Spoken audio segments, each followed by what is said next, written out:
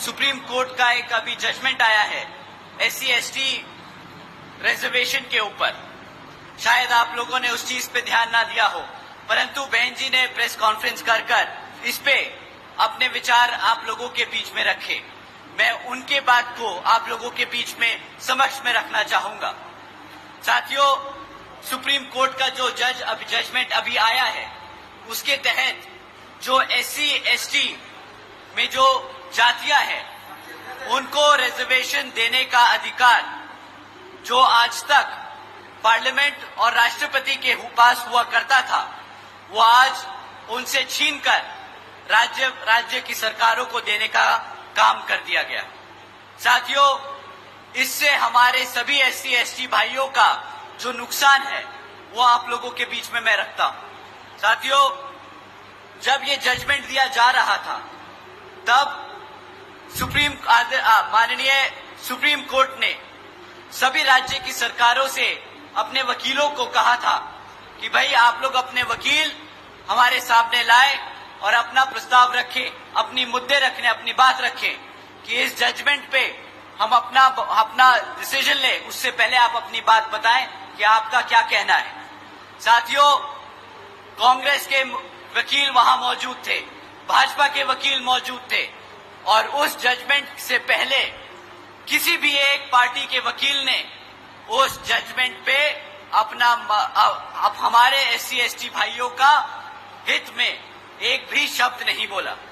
साथियों, आखिर में माननीय सुप्रीम कोर्ट ने जजमेंट पास किया कि जो आरक्षण की सुविधा है SC/ST भाइयों को, जिन जातियों को सुविधा है, वो अब सुविधा राज्य सरकार, वो जातियां राज्य सरकार तय करेंगी। साथियों, अब इससे क्या होगा? जो राज्य में सरकार सत्ता में है, वो अपने मन मुताबिक SC में जो जातियां हैं उनको रिजर्वेशन देगी, और अगर चाहेगी तो आपसे उन जातियों से रिजर्वेशन छीनने का काम करेगी। साथियों, इससे ये जितनी भी सत्ता में रही सरकारें हैं, ये हमारे SC/ST समाज के भाइयों में मनमुटाव व आपस में झगड़ा कराने का काम करेगी। ये जिनको चाहे उनको रिजर्वेशन की फैसिलिटी देंगी और जिनको चाहे उनसे रिजर्वेशन छीनने का काम करेगी। साथियों, बाबा साहब ने किसी कारण ये जो ताकत थी, ये जो शक्ति थी, ये पार्लियामेंट और राष्ट्रपति जी को दी थी, परंतु इन कांग्रेसियों और भाजपा के लोगों ने जानबूझकर ये डिसीजन अपने हित में कराया है ताकि वो आपका रिजर्वेशन छीनने का काम करे। तो साथियों, जब ये कांग्रेसी और भाजपाई आपको लाल किताब दिखाकर बोलते हैं कि हम कॉन्स्टिट्यूशन बचाने आए हैं, हम संविधान बचाने आए हैं, तो साथियों, ये ऐसे जजमेंट पास कराकर आपसे आपके हक को छीनने का काम कर रहे हैं, आपके हकों को छीनने का काम कर रहे हैं।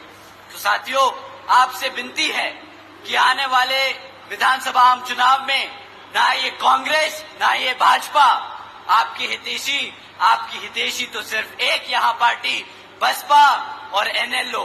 तो आने वाले विधानसभा में आप हमारे श्री अभय सिंह चौटाला जी को मुख्यमंत्री बनाकर इन सब को खदेड़ बहार कर यहाँ पर अपने हितों को सुरक्षित करने का काम करें।